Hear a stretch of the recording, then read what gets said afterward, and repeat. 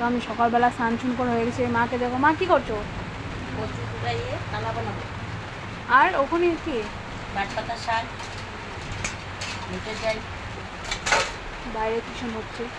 আর দেখুন বাইরে যে বৃষ্টি পড়ছে আমাদের এখানে, কালকের থেকে বৃষ্টি দিচ্ছে, বৃষ্টি কমার নামই নিচ্ছে না। দেখুন পুরা বৃষ্টি পড়ে গেছে। আর ওখানে টিউশন হচ্ছে, আমাদের স্যার আসছে, তারা টিউশন পড়া করছে স্টুডেন্টদেরকে।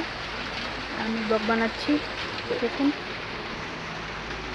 মাকে, বন্ধুরা, মা তো স্নান শুন করা কমপ্লিট। আমাদের পূজা আমাবস্যা লাগবে তো পূজা দিতে পারবো না। দেখুন কচু তলা হবে, ভাত হবে, ওখানে ভাত বসিয়ে দিয়েছে।